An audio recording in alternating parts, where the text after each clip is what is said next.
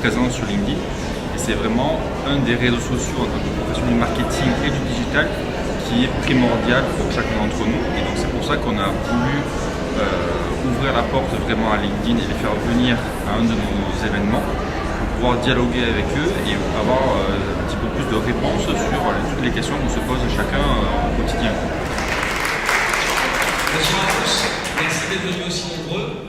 Vous avez répondu en masse à cette invitation et vous le savez, on va traiter peut-être du nerf de la guerre avec LinkedIn, à savoir comment on génère des leads quand on est une entreprise. Alors souvent, on le sait, c'est abordé sous le spectre des RH, du social selling, du personal branding, mais rarement avec cet angle d'attaque. Là, on a voulu faire un atelier qui vous donne des clés en fait pour vous lancer.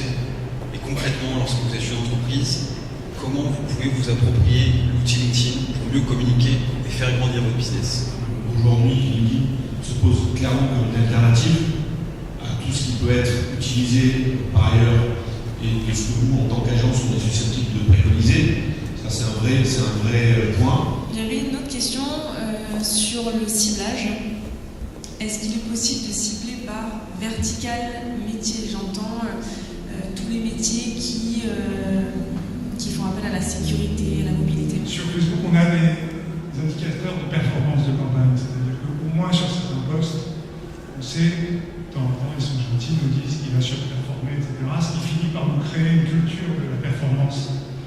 Ce serait bien qu'on ait un peu la même chose sur LinkedIn. Là, l'objectif, c'était d'avoir vraiment le point de vue de LinkedIn sur leurs méthodes, leurs outils et des choses très très concrètes sur les cours et après passer à un mode questions-réponses avec la salle parce qu'on savait très bien qu'il y aurait beaucoup de questions par rapport au fonctionnement de LinkedIn qu'on connaît encore un peu mal. On est là pour expliquer comment LinkedIn se différencie, expliquer comment ça fonctionne, quels sont les avantages, quels sont les inconvénients. Parce qu'aujourd'hui, LinkedIn, c'est pas une plateforme qui est accessible, forcément pertinente pour tout le monde. Donc, on est là juste pour donner des bonnes pratiques et effectivement, s'il y a des personnes qui derrière sont intéressées, tant mieux. Et on est conscient que c'est pas un outil qui sera pour tous les professionnels. Ce réseau a été complètement transformé par l'usage. Les usagers se sont saisis de cet outil qui était au départ une CVTech numérique pour en faire un réseau pro d'échange de contenu à haute valeur ajoutée.